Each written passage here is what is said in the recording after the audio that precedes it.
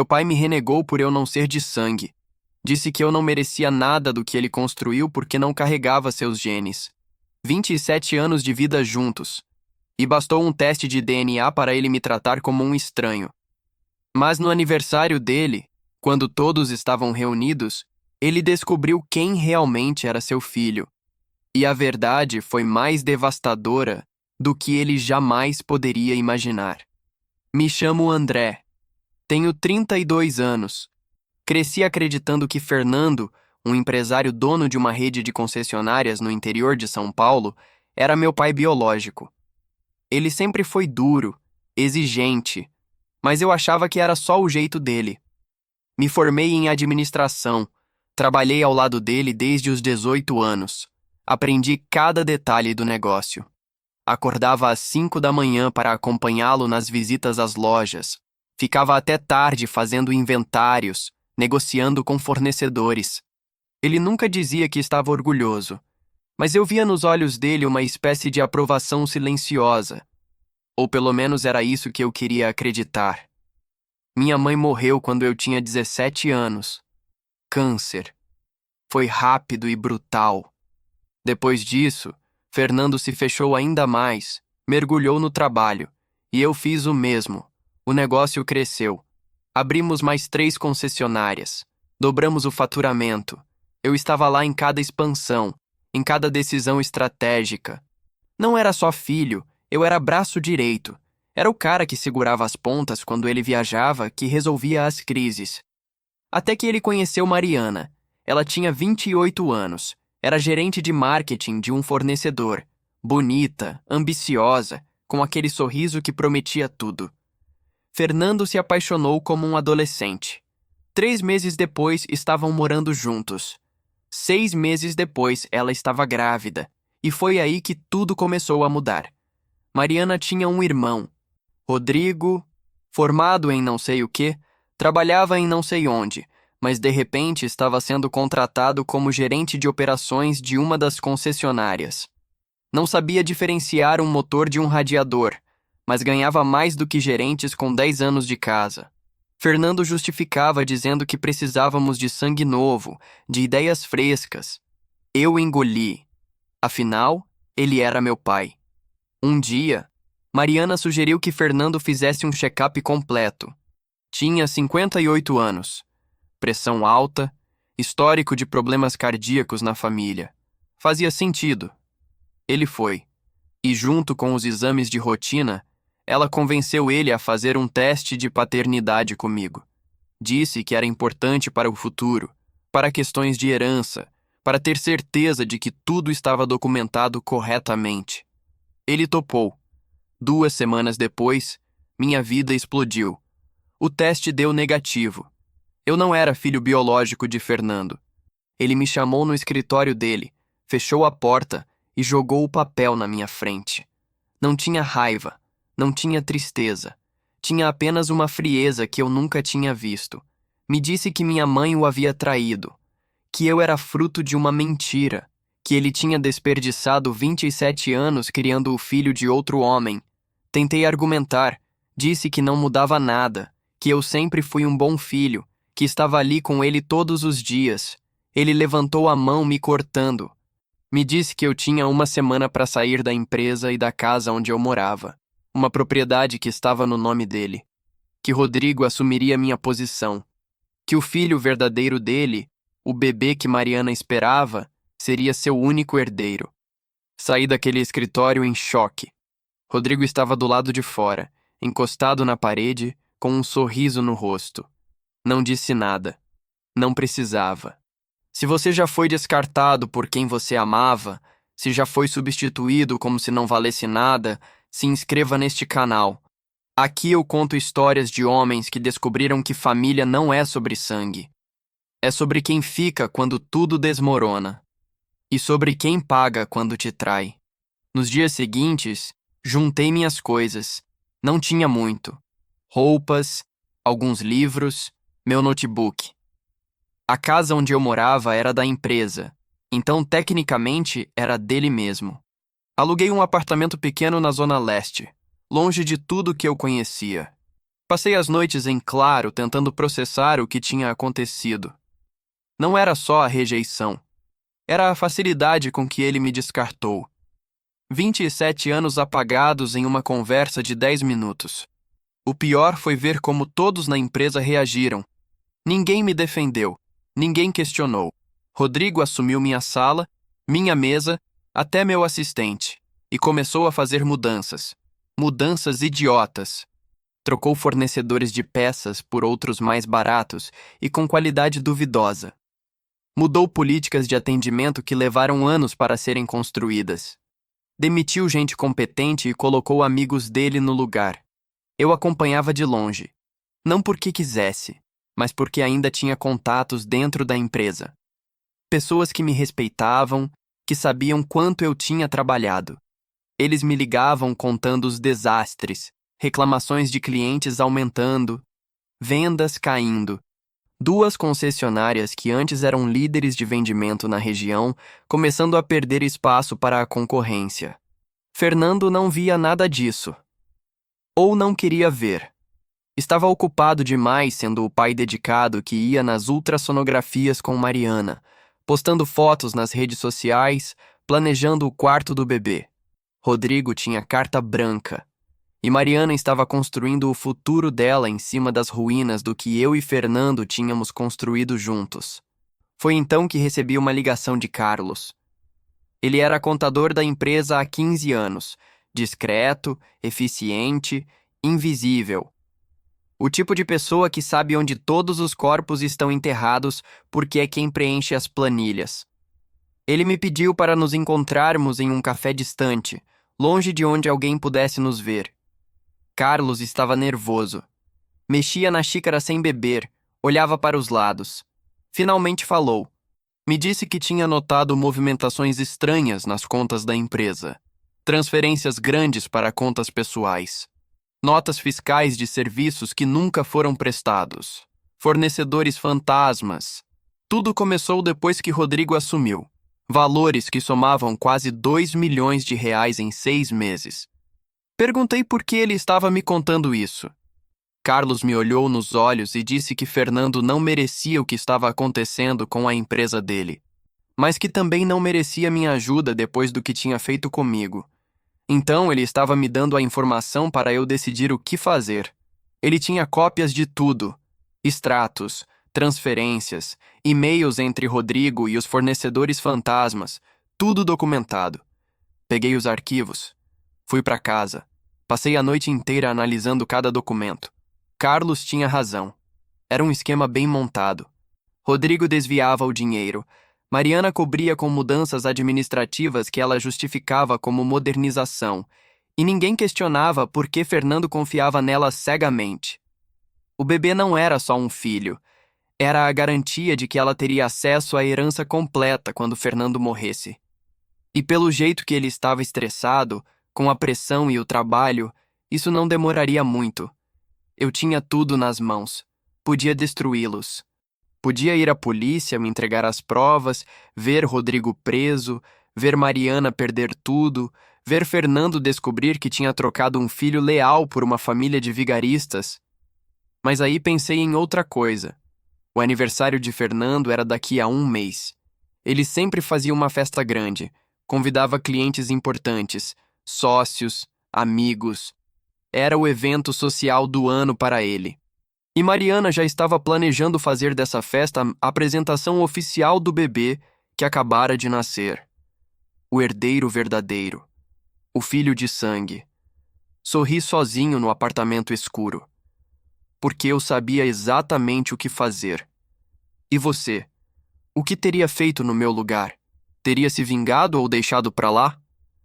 Me conta nos comentários. Comecei a me preparar. Não foi impulso, foi estratégia.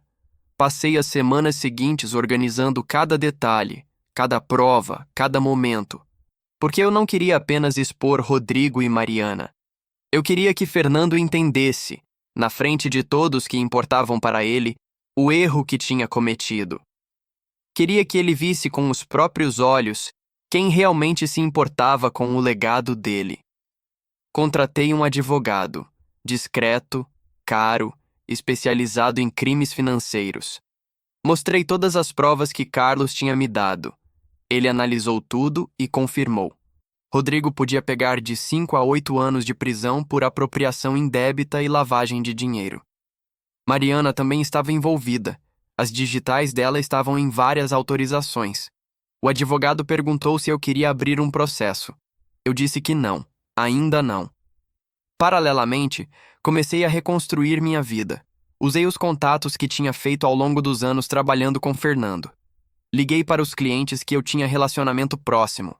Ofereci consultoria.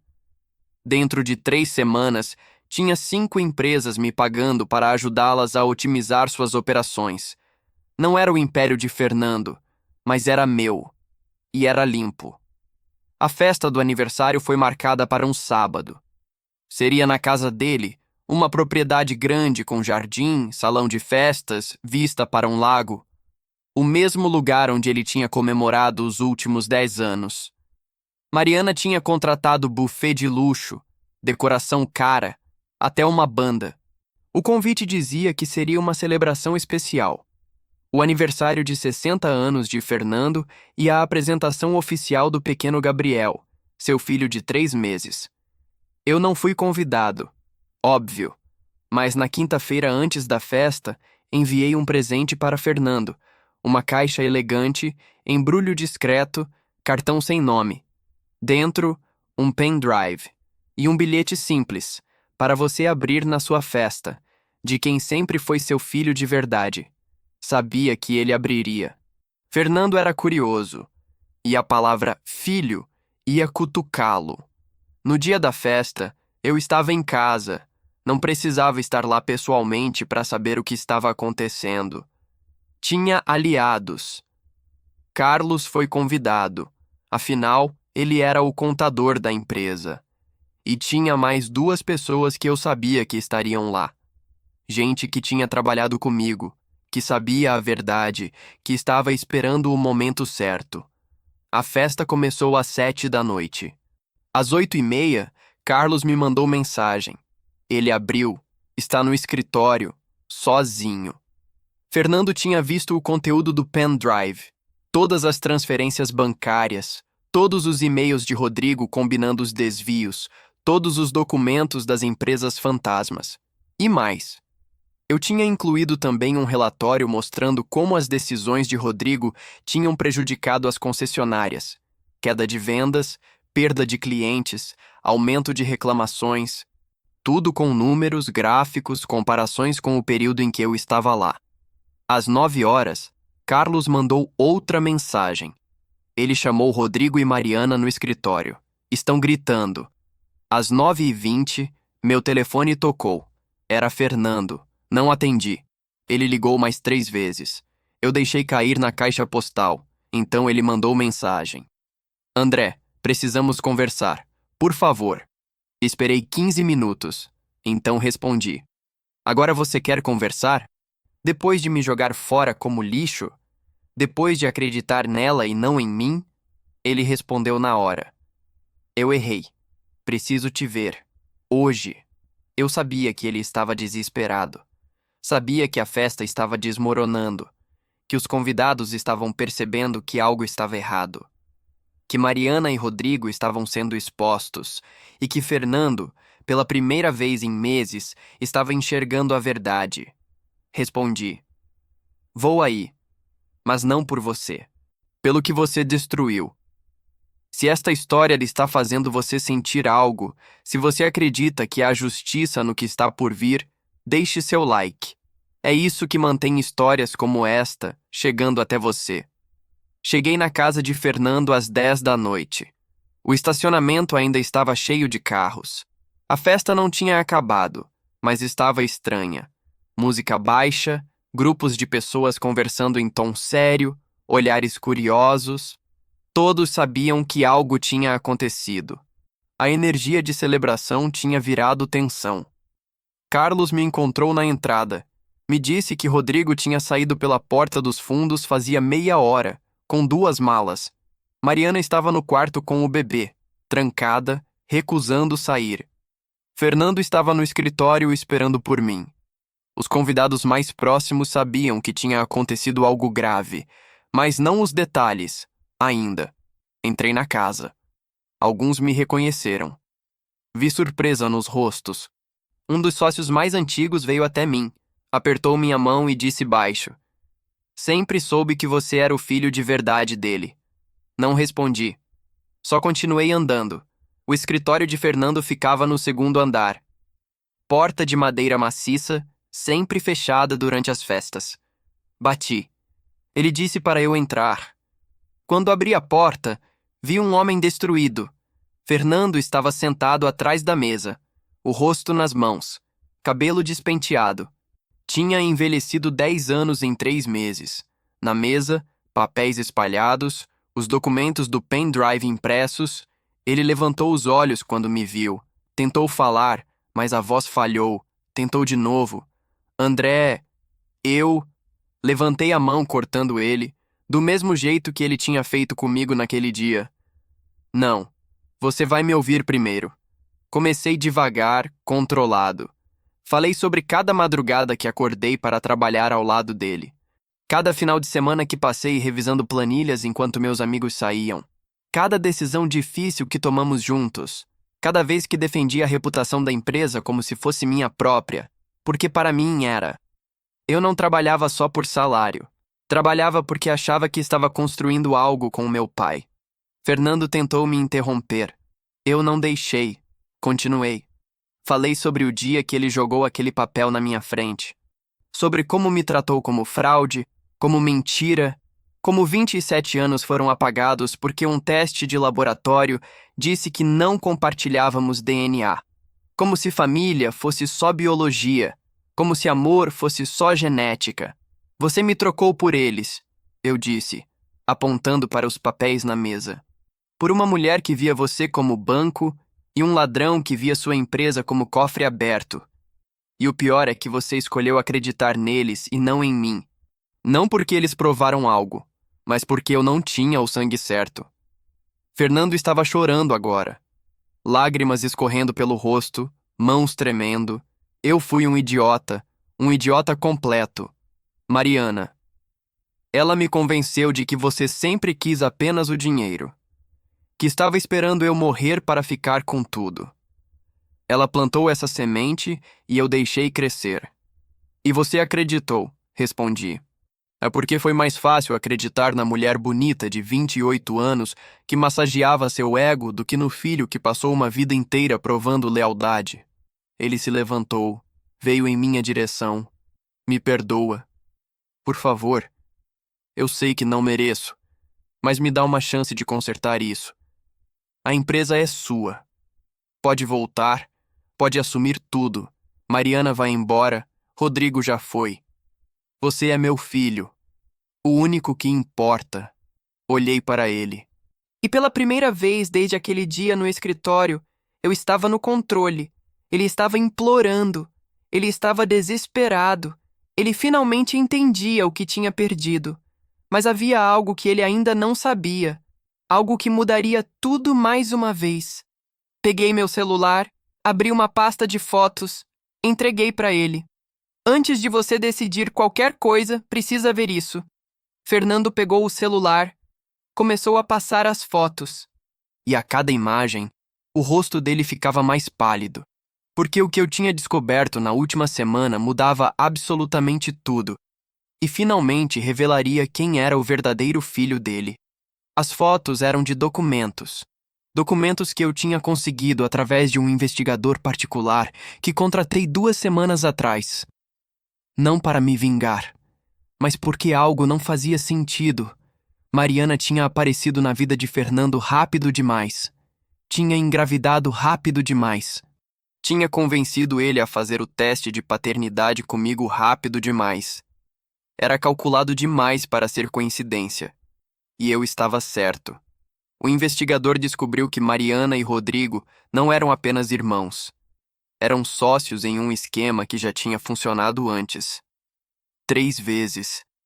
3 empresários viúvos ou divorciados, todos com mais de 50 anos, todos com patrimônio considerável. Mariana se aproximava, construía relacionamento, engravidava rápido. Rodrigo entrava na empresa, desviava o que podia. Quando o esquema estava prestes a ser descoberto, os dois desapareciam. Mudavam de cidade, recomeçavam, mas havia mais, muito mais. Fernando terminou de ver as fotos e me olhou sem entender. O que é isso? Ela já fez isso antes? Com outras pessoas? Sim, respondi. Mas não é só isso. Olha a última foto. Ele voltou no celular.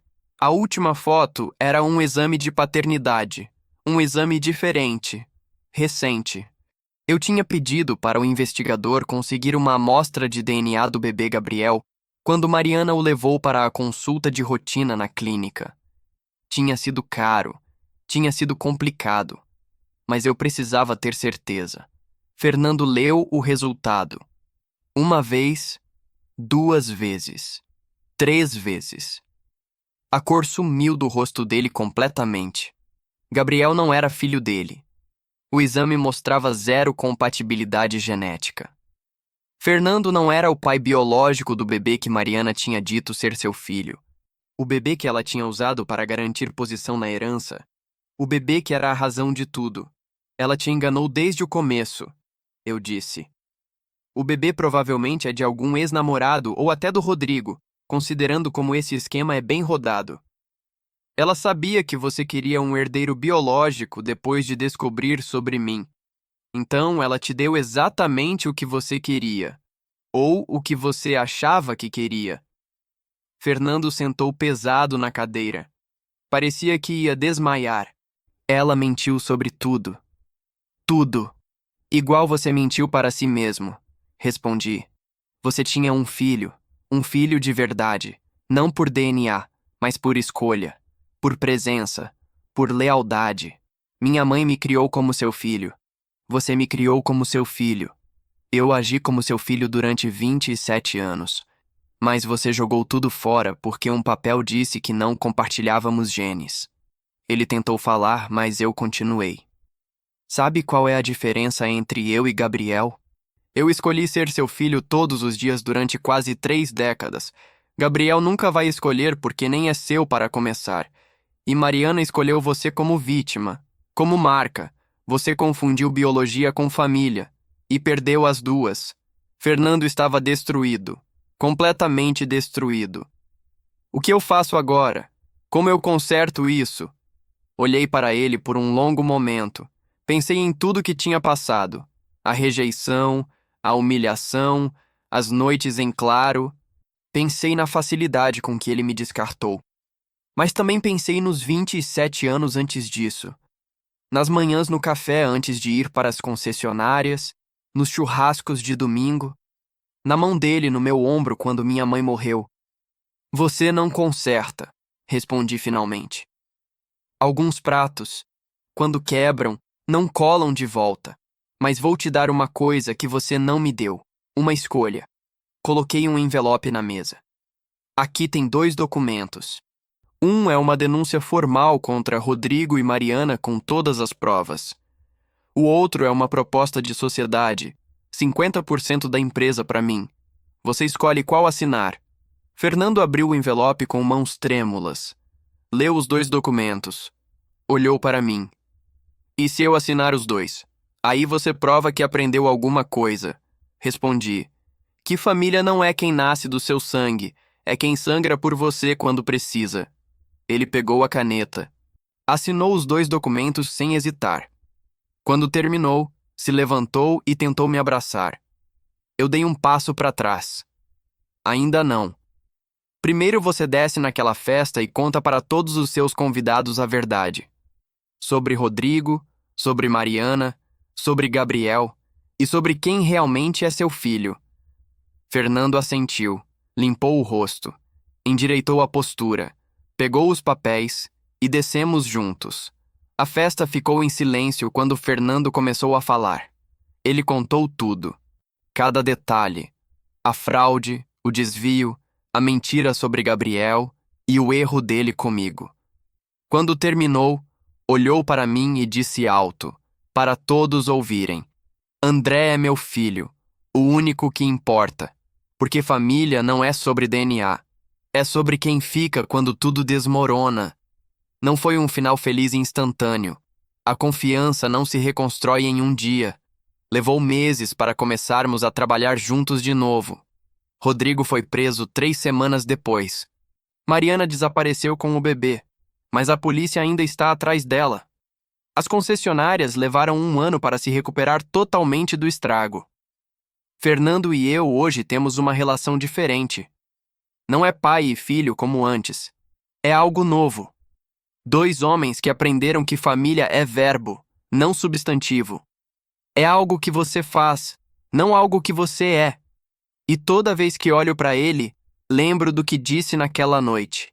Alguns pratos não colam de volta, mas às vezes você pode construir algo novo com os cacos, algo mais forte, algo real. Se você chegou até aqui, se esta história te tocou de alguma forma, deixe um comentário sobre o que você teria feito no meu lugar. Teria perdoado? Teria voltado? Compartilhe este vídeo com alguém que precisa entender que o verdadeiro poder não vem de quem te deu a vida, mas de quem você escolhe ser apesar de tudo. E se ainda não está inscrito, se inscreva agora. Porque aqui tem mais histórias sobre homens que transformaram traição em triunfo e dor em poder.